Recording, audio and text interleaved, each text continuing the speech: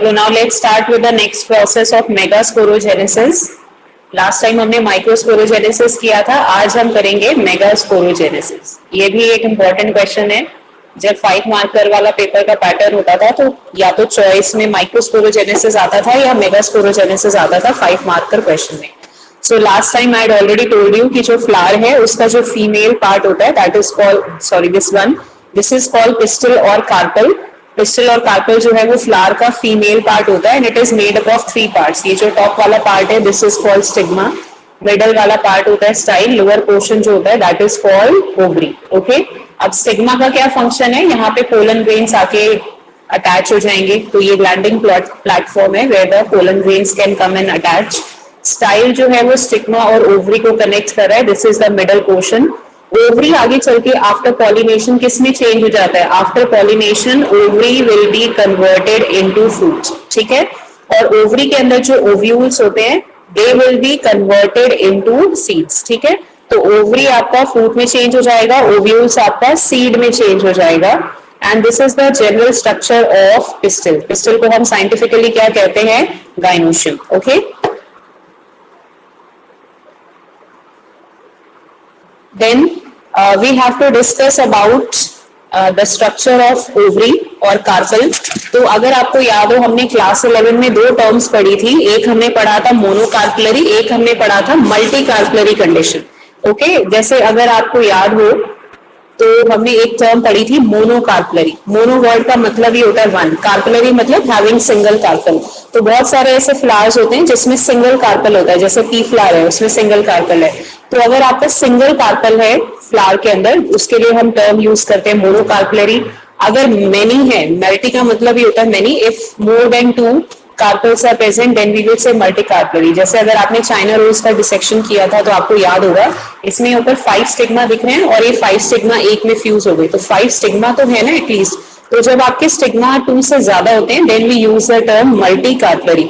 So monocarpellary means having single carpel, multicarpellary means having many carpels। उसके बाद इसमें हम ये देखते हैं कि जो multicarpellary है मतलब जिसके अंदर बहुत सारे कार्पल्स हैं, क्या उसमें सारे कार्पल्स एक दूसरे के साथ अटैच्ड है कि अलग अलग है। जैसे कि आपकी बुक में ना ये 2 एग्जांपल्स दिए हुए हैं, 2 प्लांट्स का इन्होंने एग्जांपल दिया है। एक हमारा ये वाला प्लांट है जिसको कि हम बोलते हैं पैपेवर। ओके, पैपेवर सोमनिफेरम अभी हम चैप्टर 8 में भी पढ़ेंगे। ये एक नॉर्मल गार्डनिंग वगैरह में हम यूज करते हैं प्लांट, और ये मेडिसिनल प्लांट भी है because we are getting certain drugs from that. तो ये जो हमारा प्लांट होता है पैपेवर, इसका जो हमारा ये है गाइनोशियम है, it is made up of many carpel. ये जितनी लाइनें बनी है ना ये सारे कार्पल हैं, तो बहुत सारे कार्पल्स होते हैं, अराउंड 10 to 12 कार्पल्स हैं and all of them have fused together. मतलब कार्पल्स बहुत सारे, मल्टी कार्पलरी कंडीशन है but all the carpels have fused together. तो जब कार्पल्स आपस में फ्यूज होके एक सिंगल स्ट्रक्चर में चेंज हो जाते हैं, ये भी हम क्लास 11 में पढ़ चुके हैं। इसके लिए हम टर्म यूज करते हैं सिन कार्पस कंडीशन। सिन का मतलब होता है लैटिन में ज्वाइंट, जो चीजें आपस में ज्वाइंट है, अटैच्ड है, that for that we are using the term syncarpous. तो यहाँ पे मल्टी कार्पलरी तो है लेकिन वो कार्पल्स सारे आपस में फ्यूज हो चुके हैं, so we will say that it is showing syncarpous. So Papaver में हमारी कौन सी कंडीशन है, multicarpellary syncarpous condition है। उसके बाद ये आप देखो ये वाला एक हमें शो किया हुआ है, इसमें भी बहुत सारे कार्पल्स हैं। ये जो ट्राइंगल बना है ये हर ट्राइंगल अलग कार्पल है एंड यहाँ पे जितने भी कार्पल्स हैं ये आपस में फ्यूज नहीं हुए, they are separate from each other, they are distinct. तो बहुत सारे कार्पल्स हैं लेकिन अगर वो फ्यूज नहीं हुए still they are separate from each other. For that we have to use the term apocarpal. ये भी हमने क्लास 11 में पढ़ा था, इसको एक बार आप रिवाइज कर लेना। तो ये एमसीक्यू वगैरह में क्वेश्चन बहुत आ सकता है कि कौन सा ऐसा एग्जांपल है जिसमें multi carpellary syncarpous condition होती है। तो आपकी बुक में जहाँ पे ये डायग्राम बना है उसके नीचे उनके नाम और डिस्क्रिप्शन लिखा हुआ है। तो एनसीईआरटी की एक एक लाइन आपको अच्छे से रीड करनी है क्योंकि क्वेश्चन आपका कहीं से भी फॉर्म हो सकता है। यहाँ पे हमारा एपोकार्पस कंडीशन है और इस प्लांट का जो नेम होता है दैट इज माइकीलिया। ये एक बड़ी यूनिक फैमिली का प्लांट है बट हमने ये करा नहीं कभी, तो फैमिली वगैरह मैं आपको नहीं बताऊंगी। सो जस्ट प्लांट का नाम आप याद रखो यहाँ पे, that it is a plant which is called Michelia. So 2 plants हमारे सिलेबस में मेंशन्ड है, एक में सिन कार्पस कंडीशन है, एक में एपोकार्पस है। Again I am revising, apocarpous means having many carpus which are free, आपस में ज्वाइन नहीं है, फ्री है। Then we have to discuss about the next thing ये जो हमारा गाइनोशियम है इसके 3 पार्ट्स मैंने आपको बताई दिए, स्टिग्मा, स्टाइल, ओवरी होता है, फंक्शन भी मैंने आपको बता दिया है। नाउ हम ओवरी के ऊपर फोकस करते हैं कि जैसे ये हमारा ओवरी है, ओवरी के अंदर आप रिकॉल करो आपने क्लास 11 में मैंने कल भी बताया था कि ओवरी के अंदर एक स्ट्रक्चर होता है nutritive structure which is called placenta, क्योंकि ओवरी के अंदर क्या डेवलप होते हैं, सीड्स डेवलप होते हैं, और ओवरी के अंदर जो सीड्स डेवलप होते हैं वो एक न्यूट्रिटिव स्ट्रक्चर के साथ अटैच होते हैं जिसको कि हम बोलते हैं प्लेसेंटा। तो प्लेसेंटा ओवरी के अंदर किस तरीके से अरेंज है उसके अकॉर्डिंग हमारे 5 डिफरेंट टाइप्स के प्लेसेंटेशन हो सकते हैं, मैंने क्लास 11 में कराया हुआ है। सो प्लीज एक बार अब अपनी क्लास 11 की एनसीईआरटी बुक निकाल के इसको रिवाइज कर लेना, उसमें 5 टाइप के प्लेसेंटेशन थे, marginal, axile, parietal, okay, so all these type were there, free central, तो एक बार उसको थोड़ा सा रिवाइज करना बनता है, सो please do revise that topic. अब जितना जिस टाइप का प्लेसेंटा होगा उसके अकॉर्डिंग डिसाइड होगा कि ओवरी में कितने नंबर ऑफ सीड्स हैं। अगर मान लो किसी ओवरी के अंदर बेसल प्लेसेंटेशन है, ठीक है, जिसमें प्लेसेंटा नीचे होता है, तो ऐसे में एक ओवरी के अंदर एक ही सीड बनता है। सो नंबर ऑफ सीड्स कैसे डिसाइड होता है, ये आता है एमसीक्यू क्वेश्चन में आएगा आपका, या रीजनिंग असर्शन में आएगा कि ओवरी के अंदर नंबर ऑफ सीड्स कैसे डिसाइड होगा कि कितने नंबर ऑफ सीड्स हैं, या वो किस वे में अरेंज्ड है, ये सब डिसाइड होता है by the type of placentation. अगर आपको याद हो मैंने आपको बताया था जो हमारी पी होती है, मटर होती है, उसके बिल्कुल बीच में एक डार्क ग्रीन कलर की लाइन होती है जो उसका प्लेसेंटा है, और सीड्स इसके दोनों साइड होते हैं। तो कितने सीड्स हैं, किस तरीके से अरेंज्ड हैं, साइड में है, बीच में है, ये सारा डिसाइड होता है according to the type of placenta. So please do revise that topic from class 11 NCERT book. उसके बाद then we have to start with the next thing. अब आपकी बुक में एक डायग्राम है, उस डायग्राम को आज आप वेरी इंपॉर्टेंट मार्क करोगे, और आज आपका होमवर्क है कि इस डायग्राम को आपने लर्न करना है, एटलीस्ट इसको 2 बार ड्रॉ करो। You have to learn this diagram by heart because it's a very very important diagram. अब इसमें डायग्राम तो आप लर्न कर लोगे, वो मैंने आपको बताई दिया है। जहां पे आपकी एनसीईआरटी बुक में ये डायग्राम बना हुआ है उसके नीचे देखना, इसके डिस्क्रिप्शन में लिखा है that this is the diagram of anatropous ovule. Okay, तो वो वर्ड भी आप हाइलाइटर पेन से हाईलाइट करो। एनाट्रोपस का मीनिंग मैं आपको अभी बताऊंगी, पहले हम ओव्यूल का स्ट्रक्चर डिस्कस कर ले। मैंने आपको बताया था ना, आफ्टर पॉलिनेशन ओव्यूल किस में चेंज हो जाता है, सीड में चेंज हो जाता है। तो अब हम देखते हैं कि ओव्यूल का स्ट्रक्चर क्या है। तो जहां पे भी ओवरी है, जैसे let's say this is my ovary, this is the placenta, ये जो मैंने रेड कलर से दिखाया है, और ये हमारा सीड इसके साथ अटैच्ड है। तो जहां पे भी ओव्यूल बन रहा है, आगे चल के ओव्यूल ही सीड में चेंज होगा तो प्लेसेंटा के साथ अटैच तो होगा क्योंकि उसको न्यूट्रिशन वहीं से मिल रहा है।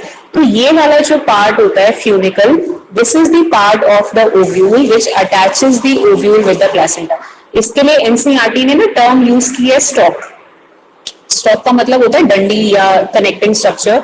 जैसे फ्लावर होता है तो फ्लावर के नीचे भी तो हमारी स्टेम होती है ना, जिसके साथ वो मेन स्टेम या किसी भी चीज के साथ अटैच होता है, तो हम कहते हैं फ्लावर का स्टॉक है या थैलेमस है। तो मतलब वो छोटा सा जो आपका स्टिक जैसा, डंडी जैसा पार्ट लग रहा है जिसके थ्रू वो प्लेसेंटा के साथ अटैच्ड है, that structure will be called funicle. Okay, अब उसके बाद इसमें नेक्स्ट जो पार्ट आता है that is called hilum. Okay, ये फ्यूनिकल है जो कि ओव्यूल को प्लेसेंटा के साथ अटैच करता है, और हिलम जो है वो फ्यूनिकल के नीचे वाला पार्ट है। तो मतलब अगर हम कहें जनरल में, अगर if we are discussing, so hilum और फ्यूनिकल दोनों जो है वो ओव्यूल को प्लेसेंटा के साथ अटैच करने में हेल्प करते हैं। ओके, तो ऐसे क्वेश्चन कई बार आपको मिल जाएंगे कि what will be the impact on the ovule if hilum and funicle are absent. अगर कोई ऐसा ओव्यूल बन जाए, कोई आई मस्ट से कि if any type of problem is there और ओव्यूल अच्छे से फॉर्म नहीं हो पा रहा है और उसमें फ्यूनिकल और हिलम एब्सेंट है, तो ऑब्वियसली उस केस में क्या होगा कि जो आपका ओव्यूल है वो प्लेसेंटा के साथ अटैच ही नहीं हो पाएगा, and if it is not getting attach with the placenta तो उसको न्यूट्रिशन नहीं मिलेगा और धीरे धीरे ओव्यूल साइज में श्रिंक होता जाएगा and ultimately it will die. तो इस टाइप के क्वेश्चन बहुत आते हैं कि what will be the impact if the hilum and funicle are not being formed. अगर ये बनेगा ही नहीं तो ऑब्वियसली ओव्यूल सर्वाइव नहीं कर पाएगा। Okay, then we have to discuss. उसके बाद यहाँ पे देखो कि इसमें 2 लेयर्स भी प्रेजेंट है, outer integument, inner integument. Integument word का मतलब होता है जैकेट या कवरिंग। जैसे आपको ठंड लगती है आप जैकेट्स पहनते हो ना, तो इंटेग्यूमेंट्स वर्ड का मतलब होता है कवरिंग और जैकेट। तो ये जो हमारा ओव्यूल है इसकी 2 लेयर्स ऐसी हैं, एक बाहर की तरफ है तो हम उसको आउटर कह रहे हैं, एक अंदर वाली लेयर है इसको हम इनर कह रहे हैं। तो ये जो आउटर और इनर इंटेग्यूमेंट्स हैं they are covering the ovule from all the sides. लेकिन सिर्फ एक ऐसा पॉइंट है जहां पे इंटेगुमेंट्स एब्सेंट है, जिसको कि हम कहते हैं माइक्रोपाइल। ठीक है, तो इंटेगुमेंट्स हैं वो ओव्यूल को चारों तरफ से कवर कर रही है और उनका फंक्शन ऑब्वियसली यही है कि उसको प्रोटेक्शन प्रोवाइड करना है। So they are giving protection to the ovule. और ये जो पॉइंट है जहां पे हमारा इंटेगुमेंट नहीं होता, इसको हम बोलते हैं माइक्रोपाइल। आज मैं आपको एक बहुत छोटी सी बहुत इंटरेस्टिंग सी एक्टिविटी दे रही हूँ। घर में सबके राजमा रखा होता है, जो हमारा रेड बीन्स है। आप राजमा निकालो और राजमा में देखना आपको साइड में एक ऐसा व्हाइट कलर का डॉट नजर आएगा। तो वो जो व्हाइट कलर का डॉट नजर आता है वो एक्चुअली में माइक्रोपाइल होता है। ठीक है, इट्स द माइक्रोपाइल। तो ये माइक्रोपाइल क्यों होता है? जैसे मैंने आपको लास्ट ईयर लॉजिकली समझाया था कि अगर हम स्पोरोपोलिन को चारों तरफ अटैच कर देंगे, the sporopollenin is present throughout the pollen grain, तो वो फिर जर्म ट्यूब या pollen tube will not be able to come out. तो देखो नेचर ने कितने अच्छे से प्लानिंग की है कि बाकी सब जगह से तो इंटेगुमेंट से कवर कर दिया ताकि प्रोटेक्शन मिल जाए, क्योंकि सीड्स के ऊपर अटैक कौन करता है? इंसेक्ट्स। तो उनको प्रोटेक्शन चाहिए and these integuments are quite hard. लेकिन एक जगह ऐसा उसने छोड़ दिया जहां पे इंटेगुमेंट्स नहीं है, तो वहां पे एरिया थोड़ा सा सॉफ्ट होगा, ये हार्ड मेम्ब्रेन्स नहीं है। सो ये जो माइक्रोपाइल होता है इसका फंक्शन होता है, जैसे आपने घर में राजमा बनाना है तो आपने देखा होगा आपकी मदर्स क्या करती है, उसको रात में पानी में भिगो के सोक करके रख देती है। नेक्स्ट डे आप देखना वो साइज में पूरा स्वेल हो जाता है। Okay, it absorbs water. जो आपकी किडनी बीन्स हैं या राजमा है वो वाटर एब्जॉर्ब करती हैं। तो पानी इस सीड के अंदर कैसे जा रहा है? ओव्यूल आगे चल के सीड बनेगा, तो ये जो वाटर है बाकी किसी जगह से एंटर नहीं कर पाएगा क्योंकि इंटेगुमेंट्स बहुत हार्ड होते हैं। लेकिन माइक्रोपाइल में क्योंकि इंटेगुमेंट्स नहीं है तो वाटर माइक्रोपाइल के थ्रू आपके सीड के अंदर एंटर करता है। सिमिलरली जो भी हमारा सीड है उसके अंदर एक फ्यूचर प्लांट भी होगा, एम्ब्रियो भी प्रेजेंट है and this embryo is a living structure. मतलब ये आगे चल के फ्यूचर प्लांट बनाएगा एम्ब्रियो। सो अगर ये लिविंग स्ट्रक्चर है तो उसको oxygen, carbon dioxide, it needs to exchange gases. तो ऑक्सीजन ये एयर से एब्जॉर्ब करेगा, कार्बन डाइऑक्साइड एक्सेल करेगा with the help of this micropyle. तो आज आपने यही करना है, अपने घर में किचन में जाइए, राजमा का सीड उठाइए और उसमें देखिए कि माइक्रोपाइल कहाँ पर है और आप उसकी एक फोटो लेके उसमें पूरा मार्क करके भेज सकते हो वेयर इज अ माइक्रोपाइल। छोले वगैरह में भी नजर आता है, काले चने जो होते हैं उसमें भी नजर आता है, बट सबसे अच्छा नजर आता है ईदर इन राजमा और इन जो आपके काले वाले चने होते हैं उसमें। सो ये एक्टिविटी आपने करनी है, उसमें माइक्रोपाइल वगैरह सब मार्क करके आफ्टर द क्लास और by tomorrow you can send me the pics. Okay, आप खुद से आइडेंटिफाई कर लोगे कि कहाँ पे माइक्रोपाइल प्रेजेंट है। Then we have to see कि उसके बाद एक स्ट्रक्चर यहाँ पे पार्ट प्रेजेंट है विच इज कॉल्ड न्यूसिलस। जैसे कल हमने टैपिटम पढ़ा था, टैपिटम का फंक्शन क्या था कि वो न्यूट्रिशन प्रोवाइड कर रहा है to the developing pollen grains. तो उसी से मिलता जुलता एक स्ट्रक्चर यहाँ पर होता है न्यूसिलस। ये न्यूसिलस की जो सेल्स है, ये वाली जो न्यूसिलस की लेयर है, ये पूरा अपने अंदर फूड स्टोर करती है। वही टैपिटम वाला फंक्शन है that it will be providing nourishment to the megaspore. क्योंकि ओव्यूल के अंदर क्या बनेगा? मेगास्पोर बनेगा। ओके, मेगास्पोर मतलब एग बनेगा, फीमेल गैमीट बनेगा। तो जो भी न्यूट्रिशन उसको रिक्वायर्ड है that will be provided by the nucellus. उसके बाद देखो यहाँ पे लास्ट जो पार्ट इसमें डायग्राम में मेंशन्ड है that is the embryo sac. ये एम्ब्रियो सैक के अंदर बहुत सारी सेल्स होती हैं, स्ट्रक्चर में आपको अभी आगे कराऊंगी। इस एम्ब्रियो सैक के अंदर आगे चल के जो हमारा फीमेल गैमीट है या फीमेल एग है वो यहाँ पे फॉर्म होता है। तो ये जो न्यूसिलस है this is providing nourishment to the embryo sac. तो एक तो सबसे पहले आपने डायग्राम लर्न करना है, सारी लेबलिंग करनी है। अब एमसीक्यू में ये क्वेश्चन किस तरीके से आ रहा है कि डायग्राम बना देंगे और चार कोई भी पार्ट के आगे ABCD लिख देंगे और ऑप्शन में देख के आपको आइडेंटिफाई करना है। तो जब तक आपको डायग्राम और लेबलिंग याद नहीं होगी you will not be able to attempt such type of questions. उसके बाद मैं बता रही थी कि यहाँ पे एनसीईआरटी बुक में इसका नेम लिखा हुआ है एनाट्रोपस ओव्यूल। तो अब आपके माइंड में क्वेश्चन आएगा कि ओव्यूल तो ठीक है, why are we writing this term anatropous? तो अभी आप बहुत छोटे लेवल पे पढ़ रहे हो, फर्स्ट टाइम ही थोड़ा इतना डिटेल में प्लांट्स के बारे में स्टडी कर रहे हो। अगर आगे चल के कोई बच्चा ग्रेजुएशन करेगा बॉटनी वगैरह में तो वहां पे यू विल बी स्टडिंग कि जो ओव्यूल्स होते हैं उसके बहुत सारे टाइप्स होते हैं। कंपाइलोट्रोपस है, एनाट्रोपस है, ऑर्थोट्रोपस है। जो बच्चे नीट के लिए पढ़ रहे हैं वो सब ये पढ़ रहे होंगे ऑलरेडी। तो एक्चुअली ये जो टर्म्स दी जाती हैं ये इस अकॉर्डिंग दी जाती हैं कि जो हमारा ये फ्यूनिकल है, हिलम है, उसके साथ एम्ब्रियो कैसे अटैच्ड है। मान लो हिलम और उसके साथ एम्ब्रियो एकदम स्ट्रेट अटैच है तो उसको हम ऑर्थोट्रोपस बोलते हैं, बट हमारे सिलेबस में जो मेंशन्ड है वो एनाट्रोपस है। एनाट्रोपस का मीनिंग होता है कि जो ओव्यूल है वो हिलम के साथ है। कोई आपका हिलम तो इधर हो गया, इसके साथ पूरा ऐसे 180 डिग्री घूम के उल्टा अटैच्ड है। तो अगर ओव्यूल 180 डिग्री पर अटैच्ड है then we will be saying that it is a type of anatropous ovule. So after the class I will be sending the definition of anatropous ovule on the WhatsApp group. उसको आप अपनी book में जहाँ पे इस diagram के नीचे anatropous ovule लिखा है तो उसको हाईलाइट कर लेना और उसका मीनिंग लिख लेना, so that you remember कि हमने क्यों इस ovule को anatropous ovule बोला है. Then we have to discuss about the process of megasporogenesis. अब आप अपनी बुक में megasporogenesis का डायग्राम निकालो. आपकी एनसीईआरटी बुक में डायग्राम गिवन है, उसको बहुत अच्छे से लर्न करना है उस डायग्राम को. ये तो यहाँ पे आधा डायग्राम है, आपकी बुक में इसके आगे और भी उसके पार्ट्स होंगे. सो उस डायग्राम को आपने इंपॉर्टेंट मार्क करना है और ये भी आपका होमवर्क है कि आप इसको अपनी असाइनमेंट कॉपी में बनाओगे डायग्राम को और नेक्स्ट क्लास में मेरे से चेक कराओगे. सो 2 डायग्राम्स मैंने आज आपको होमवर्क में दिए हैं. एक तो ओव्यूल का डायग्राम लर्न करना है और एक मेगास्पोरोजेनेसिस प्रोसेस का डायग्राम लर्न करना है और उसको आज की ही डेट में आपने असाइनमेंट कॉपी में बनाना है, ड्रॉ करना. Now we have to discuss the process of megasporogenesis. अब टर्म आपके सामने है तो आप वर्ड को स्प्लिट करके मीनिंग आपको समझना सबको आ ही चुका है. सो मेगास्पोरोजेनेसिस का मतलब होता है megaspore formation. Now what is the meaning of the term megaspore formation? Megagenesis word का मतलब हो गया फॉर्मेशन. तो जिस प्रोसेस में मेगास्पोर फॉर्म होंगे that process will be called megasporogenesis. Okay, तो यहाँ पे हमें मेगास्पोर या जो फीमेल गैमीट है वो कैसे बनता है वो हमें पूरा स्टडी करना है. तो सबसे पहले तो डेफिनेशन हमने देख ली. अब हम देखेंगे कि इसकी लोकेशन क्या है, कहाँ पर ये कौन से पार्ट में हो रहा है. तो मैंने आपको बताया था ना कि सीड के अंदर ओव्यूल के अंदर एक पार्ट होता है माइक्रोपाइल जहाँ पे लेयर्स एंड टेगुमेंट्स एब्सेंट है. तो जो माइक्रोपाइलर रीजन है, ये देखो आपकी एनसीईआरटी बुक में बना हुआ है डायग्राम, जो माइक्रोपाइलर एंड है उसके ऊपर एक सेल जो है सिंगल सेल ये वाली, ये मेगास्पोर मदर सेल में चेंज हो जाती है. मेगास्पोर मदर सेल मतलब एक ऐसी सेल जो आगे चल के मेगास्पोर बनाएगी, वो माइक्रोपाइलर रीजन में सेल फॉर्म हो गई है. आप जब इस प्रोसेस को पूरा एनसीईआरटी से रीच करोगे तो उसमें क्वेश्चन है कि मेगास्पोर मदर सेल की प्लॉइडी क्या है, वेदर इट इज हैप्लॉइड और डिप्लॉइड.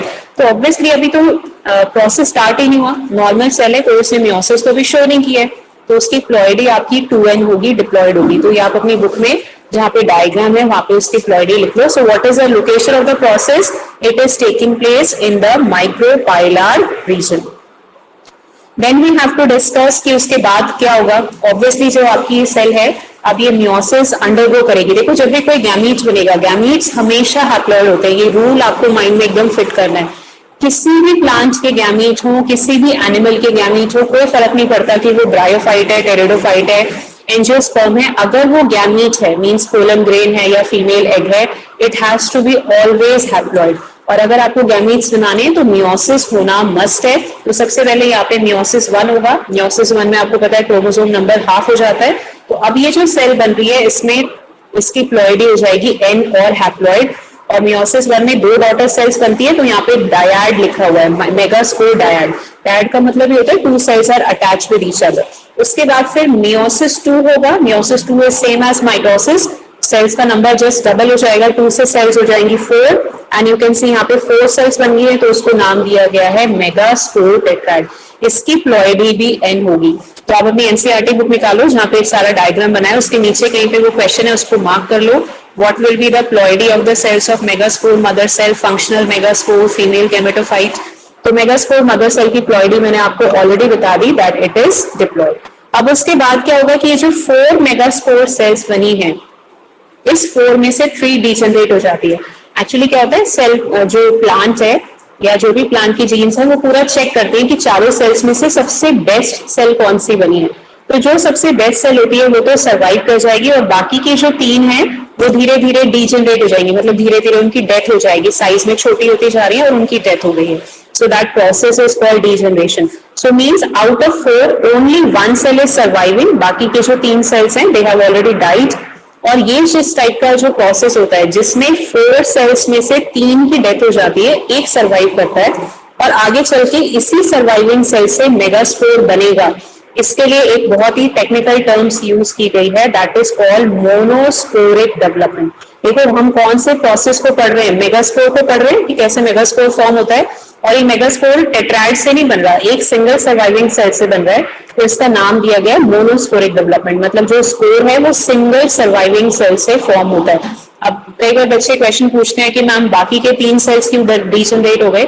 एक्चुअली इसमें भी बहुत वेरिएशन होती है, कुछ प्लांट्स में 3 डीजनरेट हो जाते हैं, कुछ प्लांट्स में 2 होते हैं तो वहां पे डायस्पोरिक डेवलपमेंट होता है, कुछ प्लांट्स में चारों सर्वाइव कर जाते हैं, तो ये प्लांट टू प्लांट वेरी करता है। तो बहुत टाइप्स के होते हैं स्पोर डेवलपमेंट, मोनोस्पोरिक भी हो सकता है, डायस्पोरिक भी हो सकता है, ट्राई भी हो सकता है, टेट्रा भी हो सकता है, बट हमारे सिलेबस में जो मेंशन्ड है वो मोनोस्पोरिक है। अगर कोई बच्चा आगे बॉटनी ऑनर्स करेगा then he has to study about all the types of development.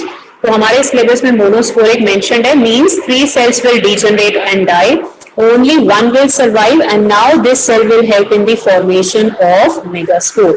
उसके बाद अब ये जो हमारी सर्वाइविंग सेल, एक्चुअली एनसीईआरटी ने ना एक गलती कर दी है, उसने ये 4 सेल सिखाई, उसके बाद सीधा ये वाला डायग्राम बना दिया, तो बच्चों को ना थोड़ी कंफ्यूजन हो जाती है। एक्चुअली वो 3 सेल तो डीजनरेट हो गई, जो एक सिंगल सेल सर्वाइव करी थी, अब वो आगे चल के डिवाइड कर रही है, और कौन से प्रोसेस से डिवाइड कर रही है इसके ऊपर बहुत क्वेश्चंस आने वाले, मैं आपको पहले बता दूं। रीजनिंग असर्शन में आ सकते हैं, केस बेस में आ सकते हैं, एमसीक्यू में आ सकते हैं। ये एक स्पेशल टाइप की डिविजन है जिसको हम बोलते हैं फ्री न्यूक्लियर डिविजन, जो कल हमने कैपिटम में भी पढ़ा है। मतलब कि सेल का सिर्फ न्यूक्लियस डिवाइड कर रहा है, साइटोप्लाज्म डिवाइड नहीं कर रहा। तो यहाँ पे जो सिंगल सेल सर्वाइव करी थी वो पहले माइटोसिस से डिवाइड करेगी, फर्स्ट माइटोसिस शो कर रही है, तो ये जो 2 कलर के रेड शो कर रखे हैं ये न्यूक्लियस है, मतलब सेल का साइटोप्लाज्म नहीं डिवाइड कर रहा, न्यूक्लियस अब आपका सिंगल से डबल हो गया। उसके बाद सेकंड टाइम जब वो माइटोसिस शो कर रही है तो देखो 4 रेड कलर के डॉट्स बने, यानी 4 न्यूक्लियाई बन गए। उसके बाद जब ये थर्ड टाइम माइटोसिस शो कर रही है तो अब 8 न्यूक्लियाई बन गए। तो एक क्वेश्चन आपका और आ सकता है आजकल एमसीक्यू क्वेश्चन में कि जब मेगास्पोर बनता है तो टोटल नंबर ऑफ डिविजन्स कितनी होती है? जल्दी से जिसको आता है आंसर बताओ, मियोसिस माइटोसिस दोनों काउंट करके बताओ कितनी डिविजन्स हुई है। Quickly tell me the answer. Book आपके सामने है, देखो और बताओ कितनी डिविजन्स हुई हैं।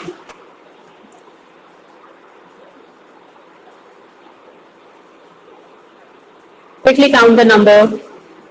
3 है, 4 है, 5 है, 7 है, कितनी टोटल डिविजन्स हुई हैं?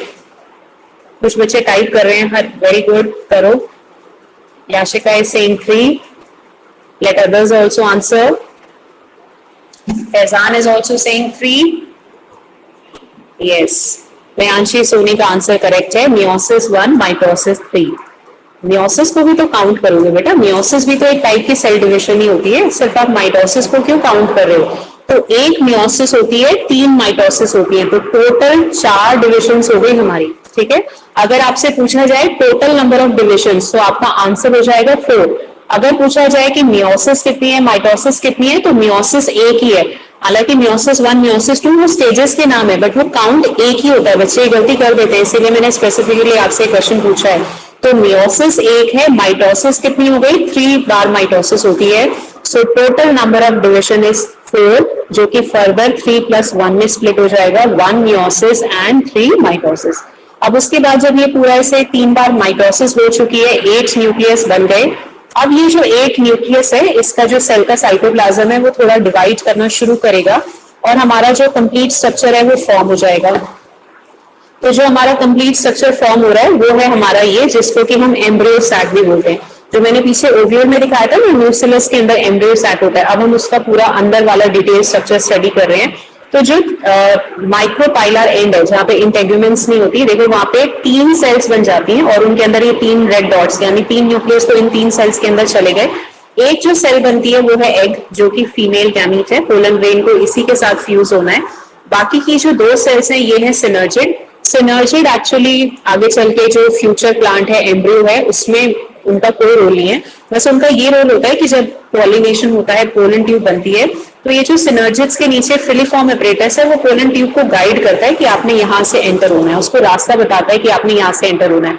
बाकी एज सच इसका जो भी फ्यूचर एम्ब्रियो बन रहा है, फ्यूचर बेबी प्लांट बन रहा है, उसके फॉर्मेशन में कोई रोल नहीं है। ओनली फंक्शन इज कि it will be guiding the pollen tube कि आपको इस साइड से जो फीमेल सैक है, एम्ब्रियो सैक है, उसमें एंटर होना है। उसके बाद देखो जो माइक्रोपाइल के ऊपर वाला एंड होता है, आप ओव्यूल का डायग्राम भी साथ में देख सकते हैं, वहां पे एक आपका लिखा होगा चलाजल पोल। माइक्रोपाइल के जस्ट नीचे स्ट्रेट लाइन में आप देखो एक लिखा होगा चलाजल पोल, तो वहां पे 3 सेल्स बनती हैं, एंटीपोडल्स जिसको हम कहते हैं। एक्चुअली जो डायग्राम एनसीईआरटी ने बनाया हुआ है ना, ये उल्टा बनाया हुआ है, ये माइक्रोपाइलर ऊपर होना चाहिए, चलाजल नीचे होना चाहिए। तो अगर आप ओव्यूल और इसको कंपेयर करोगे तो आपको लगेगा कि ये डायग्राम इन्होंने ऑपोजिट बनाया हुआ है, बट आप अपने माइंड में सेट कर लो कि जो चलाजल वाला पॉइंट है वहां पे 3 सेल्स बनी और हर सेल के अंदर एक एक न्यूक्लियस चला गया। तो ये हमारी सेल्स होती है एंटीपोडल, इनका भी कोई रोल नहीं है एम्ब्रियो फॉर्मेशन में। और ये जो बीच में एक पूरी बड़ी सेल है, इस बड़ी सेल को हम कहते हैं central cell, it's a very large cell. तो अब क्वेश्चन आ सकता है कि फीमेल जो आपका एम्ब्रियो सैक है उसकी सबसे लार्जेस्ट सेल कौन सी है? तो साइज के अकॉर्डिंग देखें तो लार्जेस्ट सेल सेंट्रल सेल बनती है। अब इस सेंट्रल सेल के अंदर ये 2 न्यूक्लियाई, देखो 3 तो न्यूक्लियाई आपके यहाँ पर हो गए, रेड डॉट्स जो है 3 न्यूक्लियाई यहाँ पर हो गए, 8 थे ना, तो 8 में से 6 तो सेल के अंदर चले गए। अब सेल 2 न्यूक्लियस आपके जो बचे हैं वो एक इसी सिंगल सेल के अंदर प्रेजेंट है। तो ये 2 पोलर, इनको हमने नेम दिया है पोलर न्यूक्लियाई। तो अगर आप इसमें सेल्स का नंबर काउंट करें तो 1 2 3, ये वाली 4 लार्ज सेंट्रल सेल हो गई, 5 6 7, तो सेल्स हमारी कितनी है? 7। न्यूक्लियस का नंबर अगर आप काउंट कर रहे हो तो ये जो रेड डॉट्स है इसको काउंट करो, 3 तो ऊपर हो गई, 4 5 ये वाली हो गई, 5 6 7 8, ओके, ये 4 और 5 हो गई, 6 7 8। तो न्यूक्लियस हमारे 8 होते हैं, सेल हमारी 7 होती है। तो सब बच्चे अभी अपनी बुक में डायग्राम निकालेंगे, बुक में अलग अलग पेन से न्यूक्लियस का नंबर काउंट करेंगे और सेल का काउंट करेंगे। और जो मैंने स्क्रीन पे लिखा है 7 सेल 8 न्यूक्लियस, सबका काउंट होना चाहिए। अगर किसी को कोई प्रॉब्लम आ रही है so please let me no. जल्दी से काउंट करो और देखो आपका मैच हो रहा है कि नहीं, 7 न्यूक्लियस है कि नहीं, 8 सेल्स है कि नहीं, sorry 7 cell and 8 nucleus. So quickly count in your book and let me know. जिसका नहीं आएगा, जिसको कोई डाउट है वो पूछ सकता है, जिसका मैच हो जाए that child need not message anything, okay. So अपनी बुक्स में काउंट करो 7 सेल है कि नहीं है। 3 आपकी सेल्स हो गई antipodal, 2 synergid, 1 egg cell, 1 central cell, तो सेल्स तो आपकी सीधे सीधे 7 हो गई। जो रेड कलर के डॉट्स बने उसको काउंट करो, 8 न्यूक्लियर हो जाएगा। तो ये जो हमारा मैच्योर एम्ब्रियो सैक बना है इसके लिए हम टर्म यूज करते हैं 7 सेल 8 न्यूक्लियेट स्ट्रक्चर, ओके। जिसको प्रॉब्लम आएगी मैसेज कर देना, I will reply to that child later on. उसके बाद आज हम एक टॉपिक और कर लेते हैं, ये सारा मैंने आपको करा ही दिया है। Now let's discuss about, just give me 1 minute. We have to discuss about pollination. तो पॉलिनेशन मुझे नहीं लगता कोई ऐसा टॉपिक है जो मुझे 12th क्लास के बच्चों को कराना चाहिए। मुझे लगता है सब बच्चों को पॉलिनेशन आता ही है, आपने 9th 10th में भी पढ़ा है, बल्कि आप 7th 8th क्लासेस से भी पढ़ रहे हो। सो पॉलिनेशन आपको पता ही है। So that process in which pollen grains are transfer to the stigma. जो पोलन ग्रेन्स है वो तो स्टेमन में बनते हैं, which is the male part of the flower. तो वहां से जब पोलन ग्रेन स्टिग्मा पे ट्रांसफर हो जाएंगे, which is the female part of the flower, so that process will be called pollination. अब ये जो पॉलिनेशन है आपकी छोटी क्लासेस में आप रिकॉल करो, शायद आपने 10th में भी पढ़ा होगा कि पॉलिनेशन 2 टाइप का होता है, सेल्फ पॉलिनेशन, क्रॉस पॉलिनेशन। अब हम इसको थोड़ा सा टेक्निकली, और क्योंकि अब हम 12th में आ गए ना तो थोड़ा सा और डिटेल में जाके स्टडी करेंगे कि ये सेल्फ पॉलिनेशन क्या होता है। तो अब हमारे सिलेबस में सेल्फ पॉलिनेशन के भी फर्दर 2 टाइप्स मेंशन्ड है, एक है ऑटोगैमी, एक है डिचनोगैमी। और ये वाला जो टर्म लिखा हुआ है ना xenogamy, it is nothing, it is cross pollination. तो जो आपने छोटी क्लासेस में सेल्फ पॉलिनेशन पढ़ा था, अब हम उसके फर्दर 2 टाइप्स पढ़ रहे हैं, auto and geitonogamy, and then we have xenogamy.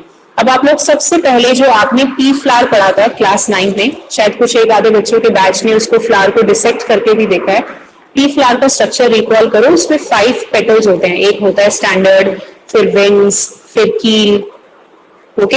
अब ये जब इसमें 5 पेटल्स हैं, उसी पेटल्स के अंदर जो विंग होते हैं वो हमेशा बंद रहते हैं, कभी ओपन नहीं होते। उसी विंग्स के अंदर, कील के अंदर स्टेमन भी है और आपका पिस्टल भी है, ठीक है। स्टेमन पिस्टल मेल फीमेल दोनों पार्ट्स प्रेजेंट है। तो पी का जो फ्लावर होता है वो कभी ओपन नहीं होता, जो लास्ट के 2 इनर मोस्ट पेटल्स हैं वो हमेशा बंद रहते हैं, आपस में एक दूसरे के साथ चिपके रहते हैं, खुलते ही नहीं है कभी। तो जो आपका स्टिग्मा और स्टेमन और पिस्टल है वो कभी एक्सपोज ही नहीं हो रहा, एयर के टच में ही नहीं आ रही। तो वहां पे पॉलिनेशन कैसे होगा? अगर पॉलिनेशन नहीं होगा तो पी का फ्लावर कभी पी के सीड में चेंज ही नहीं होगा, आपको मटर खाने को ही नहीं मिलेगी। मार्केट में आ रही है मटर, इसका मतलब कुछ तो पॉलिनेशन हो रहा है। So exactly what is happening is that कि ये जो हमारा स्टेमन है इसने जो पोलन ग्रेन्स बनाए, क्योंकि देखो जब भी हवा चलती है आपका प्लांट मूव करता है। आपने कभी पी प्लांट देखा होगा तो मटर की बेल होती है, फ्लावर्स हवा के साथ जैसे ही मूव करेंगे तो ये जो आपका स्टेमन है वो ऑटोमेटिकली सेम फ्लावर के पिस्टल के ऊपर ट्रांसफर हो जाएगा। तो अगर सेम फ्लावर के अंदर ही स्टेमन्स जो है, पोलन ग्रेन्स जो है पिस्टल के ऊपर ट्रांसफर हो गए, that process will be called autogamy. Auto word का मतलब होता है सेल्फ, और गैमी वर्ड का मतलब होता है फ्यूजन, मतलब जो मेल और फीमेल गैमीट्स का फ्यूजन है वो एक ही फ्लावर के अंदर हो गया। तो अगर एक ही फ्लावर के अंदर प्रोसेस हो जाएगा तो वो आपका ऑटोगैमी है, and that is nothing, it is one of the best type of self pollination. उसके बाद फिर आता है सेल्फ पॉलिनेशन का दूसरा टाइप, जिसको कि हम कहते हैं गिप्नोगैमी। ठीक है, जैसे यहाँ पे मैं आपको दिखाती हूँ, ये वाला हम प्लांट ले रहे हैं जो मैंने रेड कलर से सर्कल करा है, उसको आप देखो। इस प्लांट के 2 फ्लावर्स हैं, ठीक है। अब क्या हुआ कि पहले फ्लावर के ऊपर कोई हनी भी आके बैठी और उसके बाद वो दूसरे वाले फ्लावर के ऊपर चली गई, और जब वो फर्स्ट फ्लावर के ऊपर बैठी थी तो उस फ्लावर के जो पोलन ग्रेन्स थे वो उसके विंग्स पे, लेग्स पे, सब पे स्टिक हो गए। Once it is going to the second flower, plant same है, फ्लावर डिफरेंट है, तो ऑब्वियसली उसके लेग्स और विंग्स से वो जो पोलन ग्रेन्स थे वो यहाँ पिस्टिल के ऊपर ट्रांसफर हो गए। तो जब पोलन ग्रेन्स एक फ्लावर से दूसरे फ्लावर में जा रहे हैं बट प्लांट आपका सेम है, प्लांट डिफरेंट नहीं है, एक ही प्लांट के अंदर हो गए, फ्लावर अलग अलग हो गए, that type of pollination will be called geitonogamy. तो देखने में तो हमें ऐसा लगेगा कि क्रॉस पॉलिनेशन हो रहा है, क्योंकि कोई ना कोई एजेंट इन्वॉल्व होगा, या तो ये काम हवा के थ्रू हो रहा है, विंड के थ्रू हो रहा है, या किसी हनी बी या इंसेक्ट के थ्रू हो रहा है, या अगर वाटर में है प्लांट तो वाटर के थ्रू हो रहा है। तो देखने में हमें लग रहा है कि क्रॉस पॉलिनेशन है, बट टेक्निकली ये टाइप का सेल्फ पॉलिनेशन ही है, क्योंकि दोनों फ्लावर्स एक ही प्लांट के हैं, दोनों की जीन्स जो होंगी, दोनों का जीनोटाइप जो होगा वो बिल्कुल सेम है, तो कुछ भी नया कॉम्बिनेशन नहीं बनने वाला है, it will be same as a parents. So this type of pollination will be called dipnogamy. And now let's discuss the third type, which is called xenogamy. कि xenogamy में क्या हो रहा है वो भी हम डिस्कस कर लेते हैं। देखो, xeno वर्ड का मतलब ये होता है फॉरेन, डिफरेंट, गैमी मतलब फ्यूजन, जहाँ पे अलग अलग प्लांट्स के फ्लावर्स के बीच में ये प्रोसेस हो रहा है। बट यहाँ पे भी एक कंडीशन है कि स्पीशीज आपकी सेम होनी चाहिए। जैसे मान लो यहाँ पे चाइना रोज का प्लांट है, ये चाइना रोज का दूसरा प्लांट है, अब यहाँ के फ्लावर के ऊपर बैठा हनी बी और उसके बाद वो यहाँ पे जा रहा है, तो उससे डिफरेंट प्लांट के स्पीशीज दोनों चाइना रोज है। ऐसा नहीं कि यहाँ पे चाइना रोज है और यहाँ पे आपका let's say mango, Neem, papaya कोई दूसरा प्लांट हो गया, स्पीशीज डिफरेंट होगी तो पॉलन कभी जर्मिनेट नहीं करता। स्पीशीज सेम होनी चाहिए, दोनों प्लांट सेम होने चाहिए, लेकिन एक प्लांट से जब दूसरे प्लांट में सेम स्पीशीज के पोलन ग्रेन ट्रांसफर होंगे, that will be called xenogamy। यहाँ पे दोनों प्लांट्स की जीन्स भी अलग अलग हैं, तो अब आपका कुछ नया वेरिएशन निकल के आएगा, कुछ न्यू कॉम्बिनेशंस ऑफ जीन्स हमें देखने को मिलेंगी। So this is a classical example of cross pollination. So I suppose ये टॉपिक इजी होगा, बच्चे इसको इजी फाइंड करते हैं क्योंकि ऑलरेडी आपने 9th में पढ़ा होता है, and you will be able to do this. उसके बाद अब इसमें जो एक नई चीज हमें करनी है, अब अगर स्कूल रीओपन होते हैं तो मैं आपको इस सीजन में तो खैर नहीं आते वो फ्लावर्स, विंटर सीजन में आते हैं, या हो सकता है मैंने लास्ट टाइम जब आपको गार्डन विजिट कराई होगी तो मैंने आपको शायद एक प्लांट दिखाया भी था, ये वाला वॉयला तो मैंने जरूर, फैंसी तो मैंने जरूर दिखाया होगा। तो जिन बच्चों ने वो गार्डन विजिट की होगी तो उनको याद होगा, या उन्होंने कॉपी में कहीं लिखा होगा, या वैसे भी उनको याद आ रहा होगा कि मैंने उनको एक ऐसा फ्लावर दिखाया था जिसको मैंने बोला था कि ये आपका पैंजी है, और ये भी बताया होगा कि ये हम क्लास 12 में डिस्कस करेंगे, हमारे थियोरी में आएगा। अब तो सीजन नहीं है, सर्दियों के सीजन में ही वो आता है पूरा फरवरी मार्च में, so now it's not the season. Next coming फरवरी मार्च में I will be showing you this flower. तो कुछ प्लांट्स में बड़ा यूनिक प्रोसेस हो रहा है। What is the process? आप अपनी एनसीईआरटी बुक में डायग्राम देखो कि कुछ प्लांट्स ऐसे होते हैं जो सॉइल के ऊपर भी फ्लावर बना रहे हैं, सॉइल के नीचे भी फ्लावर्स बना रहे हैं। जैसे अगर मैं ये पैंजी वाला या ये वाला देख रही हूँ तो ये सॉइल के ऊपर ऐसे फ्लावर्स बनाता है जो बिल्कुल नॉर्मल फ्लावर्स के जैसे खिले हुए फ्लावर होते हैं, जैसे चाइना रोज का फ्लावर है, बिल्कुल वैसे आपको लग रहा है, कुछ डिफरेंट नहीं है। और फ्लावर एकदम इसमें सब कुछ परफेक्ट है, इसमें स्टेमन पिस्टिल दोनों है, लेकिन ये सॉइल के नीचे भी फ्लावर बना रहा है, और जो सॉइल के नीचे फ्लावर बना रहा है वो पूरा क्लोज्ड है और ऐसे बड जैसा बनाता है। तो जो सॉइल के नीचे उसने फ्लावर बनाया है वो कलर्ड नहीं है, जैसे यहाँ पे तो पेटल्स बड़े सुंदर हैं, कलर्ड है, ब्राइटली कलर्ड है, यहाँ पे कोई पेटल्स नहीं, देखने में बिल्कुल ऐसे लगेगा हरे रंग का ग्रीन लीफी पत्ता है और बड जैसा है, बट एक्चुअली इसको खोल के देखेंगे तो इसके अंदर स्टेमन पिस्टिल सब निकलते हैं। तो जो उसने सॉइल के नीचे फ्लावर बनाया उसके लिए हमने टर्म यूज किया क्लस्ट्रोगैमस। क्लस्ट्रो वर्ड का मतलब होता है क्लोज्ड, जो हमेशा बंद रहेगा। जो उसने सॉइल के ऊपर फ्लावर बनाया उसको हम बोलते हैं कैस्मोगैमस। अब जब आप एनसीईआरटी रीड करोगे तो इसमें कुछ कुछ प्लांट्स के एग्जाम्पल हैं जिसमें कि ऐसे प्लांट्स जो सॉइल के ऊपर और सॉइल के नीचे दोनों बनाते हैं। जैसे ये वाला देखो, ये देखो, ये रहा, ये दिखता है, ये जो हमारा वॉइल है ना, ये इसके क्लस्ट्रोगैमस। अगर मैं ये पौधा पूरा उखाड़ लूं, अप्रूट कर लूं, तो मुझे ऐसे रूट्स के साथ ही ऐसे व्हाइट व्हाइट कलर के, ऐसे ट्रांसपेरेंट कलर के फ्लावर्स जैसे नजर आएंगे। तो देखने में तो ऐसा लग रहा है बड जैसे, बट ये बड नहीं होते। आप फोर्सेप नीडल लेके इसको ओपन करोगे, इसमें पूरा स्टेमन पिस्टिल सब नजर आता है।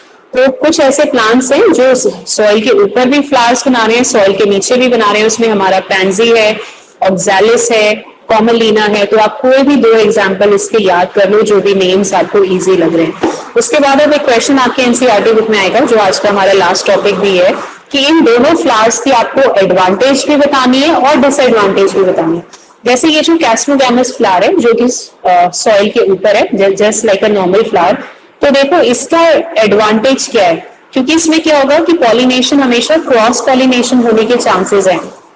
सेम प्लांट में भी हो सकता है, डिफरेंट प्लांट में भी हो सकता है। तो अगर ये just like a normal plant है तो एटलीस्ट इसमें 50% 40% चांसेस हैं कि ये क्रॉस पॉलिनेशन शो कर सकता है। और प्लांट हमेशा क्रॉस पॉलिनेशन प्रेफर करता है, क्योंकि जब क्रॉस पॉलिनेशन होता है तो दो अलग अलग प्लांट की जीन्स मिलके कुछ नया वेरिएशन बन सकता है जो कि प्लांट को हेल्प करता है सर्वाइवल में, एवोल्यूशन में।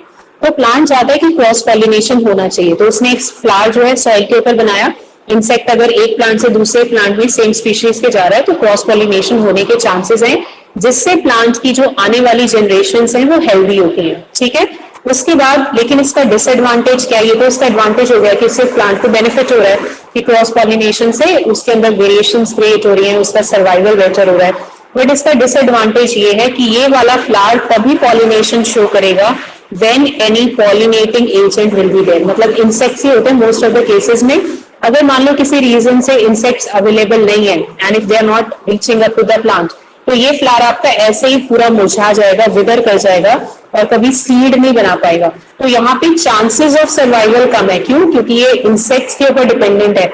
मान लो अगर इंसेक्ट्स नहीं पहुंच पाते इस प्लांट तक तो ये कभी भी सीड्स नहीं बना पाएगा, और सीड्स नहीं बना रहा तो फिर सर्वाइवल के ऊपर बात आ गई, that plant will not be able to survive, it will not be able to form the next generation. तो उसने क्या करा, ऊपर वाले जो फ्लावर्स बनाए उससे वो क्रॉस पॉलिनेशन से नेक्स्ट जनरेशन में हेल्दी सीड्स बनाने की कोशिश कर रहा है। लेकिन उसको ये डर भी है कि अगर इंसेक्ट्स नहीं आए तो मेरा क्या होगा। ओके, सो उस फियर को ओवरकम करने के लिए उसने सॉइल के नीचे भी फ्लावर्स बनाए हैं जो स्टेमन डिस्टल दोनों रखते हैं। अगर इंसेक्ट ना भी पहुंचे, सॉइल के नीचे जो फ्लावर है वो तो पी फ्लावर के जैसा हमेशा क्लोज ही है, तो वो इंसेक्ट्स के ऊपर डिपेंडेंट ही नहीं है। इंसेक्ट आए या ना आए उससे उसको कोई फर्क नहीं पड़ता, उसमें अपने आप पॉलिनेशन होगा ही होगा। तो उसका बेनिफिट ये है क्लैस्ट्रोगैमस फ्लावर का, that they are not dependent upon any insect. 100% surety है कि सीड बनेगा ही बनेगा, तो ये इसकी एडवांटेज हो गई। लेकिन इस फ्लावर की डिसएडवांटेज क्या है कि वो हमेशा बंद है, क्लोज्ड है, कोई इंसेक्ट वहां तक पहुंच ही नहीं सकता। सॉइल के नीचे वैसे भी है और वैसे भी क्लोज है, तो यहाँ पे हमेशा सेल्फ पॉलिनेशन होगा।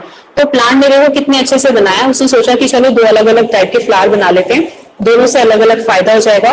100% सीड्स बनेंगे ही बनेंगे, ये क्लैस्ट्रोगैमस इंश्योर कर रहा है। क्रॉस पॉलिनेशन से अच्छे हेल्दी सीड्स बन रहे हैं, ये कैस्मोगैमस इंश्योर कर रहा है। तो कुछ प्लांट्स ना बड़े स्मार्ट हैं, दोनों अलग अलग टाइप के फ्लावर्स बना के अपना 100% सर्वाइवल इंश्योर कर रहे हैं। So read up to this point. Next class में we will start with agents of pollination. Last class में किसी को कोई डाउट है माइक्रोस्पोरोजेनेसिस में तो यू कैन आस्क। इफ अगर कोई ऐसा स्टूडेंट है जिसको माइक्रोस्पोरोजेनेसिस में कोई डाउट है तो आप व्हाट्सएप कर दो, मैं आपको एक्सप्लेन कर दूंगी। ओके, ये वाला टॉपिक आप पढ़ लो, इसको फिर जो भी डाउट्स होंगे वो आप कल पूछ लेना। ये अटेंडेंस दिन पे दिन कम क्यों होती जा रही है भाई? 35 स्टूडेंट्स ओनली। चलो आज मैं देखती हूँ कौन कौन बच्चे absent and what is the reason. And I would like to talk to parents. कुछ ऐसे बच्चे हैं जिनके पेरेंट्स से मुझे बात करनी है। Aashna, if she is there, Aashna after the class please do call me. मैं भी ग्रुप पे भी नंबर डालने लगी हूँ, नेम्स डालने लगी हूँ। उसके बाद Priyansh, I would like to talk to you, मेरे को आपके फादर से बात करनी है। Then this student Mihir also, Ravi also, और एक स्टूडेंट और है, मैं भी मैसेज कर देती हूँ। 5-6 स्टूडेंट्स हैं जिनके मुझे पेरेंट्स से बात करनी है। सो आज ही वो पेरेंट अपने जो बच्चे हैं वो अपने पेरेंट्स से मेरी बात करवाएंगे शाम तक। Okay, so that's it, I am ending the class for today. We will continue it in the next class.